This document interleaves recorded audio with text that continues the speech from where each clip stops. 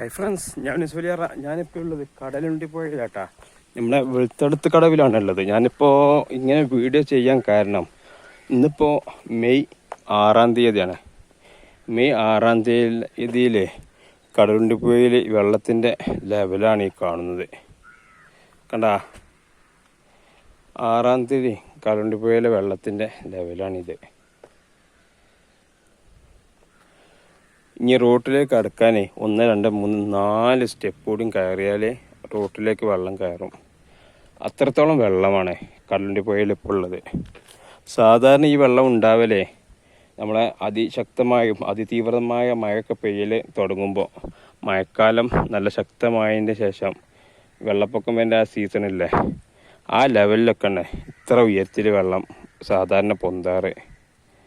എന്നാലിപ്പോൾ ആ വെള്ളമാണിപ്പോൾ ഈ ഒരു കടുത്ത വേനലിലും കടലുണ്ടി പുഴയിലെ ബാക്കി കയം റെഗുലേറ്റർ തൊട്ട് അങ്ങ് മേലോട്ട് വരെയും കാണാൻ കഴിയുന്നത്.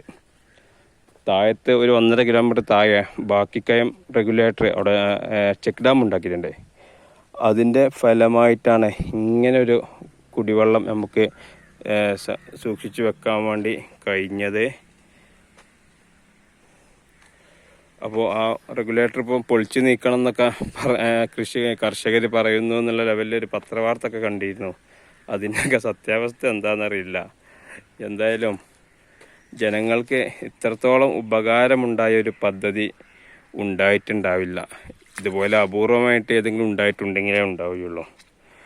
ഈ ഒരു കടുത്ത വേനലും തിരൂരങ്ങാടി വേങ്ങര മണ്ഡലങ്ങളിലെ എല്ലാ പഞ്ചായത്തുകളിലേക്കും, അതായത് ഈ ഒരു പുഴൻ്റെ 2 സൈഡിലുമുള്ളതും അതിൻ്റെ അപ്പുറമുള്ള പഞ്ചായത്തുകളിലേക്കൊക്കെ ഈ ഒരു ബക്കിയം റെഗുലേറ്റർ കാരണമായിട്ട് ഈ ഒരു വെള്ളം കെട്ടി നിർത്തുന്നത് കൊണ്ട് വെള്ളം പമ്പ് ചെയ്ത് കൊണ്ടുപോകാൻ കഴിയുന്നുണ്ട്.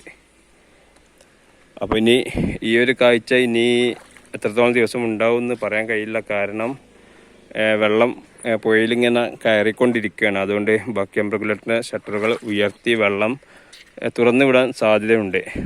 പുഴയിൽ ഒഴുക്ക് കൂടിയാലേ പിന്നെ ഇതിങ്ങനെ തടഞ്ഞു നിർത്താൻ കഴിയില്ല. ഇതിന് ഷട്ടറിൻ്റെ മുകളിലൂടെ വെള്ളം ഒലിച്ചു പോകുന്നത് കൊണ്ട് ആ ഒരു ബാലൻസിങ് നിലനിർത്താൻ വേണ്ടിയിട്ട് വെള്ളം തുറന്നു വിടാൻ സാധ്യതയുണ്ട്. ഇന്നോ നാളൊക്കെ ആയിട്ട് സംഭവിക്കും. അപ്പോൾ വേനൽക്കാലത്താണ് ഇത്ര വെള്ളമുള്ളത്. ഇനി വേറൊരു രസമുണ്ടാവില്ലേ, മഴ തുടങ്ങേണ്ട ജൂൺ ജൂലൈ മാസത്തിലുള്ള വെള്ളത്തിൻ്റെ ലെവൽ ഞാൻ കാണിച്ചതിൻ്റെ ഇത് 18 സ്റ്റെപ്പാണുള്ളത്. ഇനി മഴക്കാലം തുടങ്ങിയാൽ അങ്ങ് താഴോട്ട് പോകും വെള്ളം.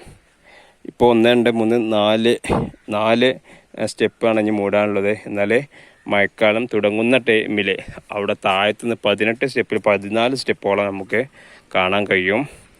പുഴയിൽ ഒഴുക്കൊക്കെ കൂടുമ്പോൾ നമുക്ക് അത്രേ വെള്ളം ഉണ്ടാവുകയുള്ളൂ. സാധാരണ പുഴേൻ്റെ ലെവൽ എന്ന് പറയുന്നത് ഈ സ്റ്റെപ്പിൽ ഒരു 10 സ്റ്റെപ്പിൻ്റെ താഴെ വെള്ളം ഉണ്ടാവുള്ളൂ. അതാണ് ശരിക്കുള്ള പുഴയുടെ ലെവല്. ഇപ്പോൾ ഷട്ടർ താഴ്ത്തിയത് കൊണ്ട് ഇത്രത്തോളം വെള്ളം കയറി നിൽക്കുകയാണ്. അപ്പോൾ എന്നാൽ ശരി.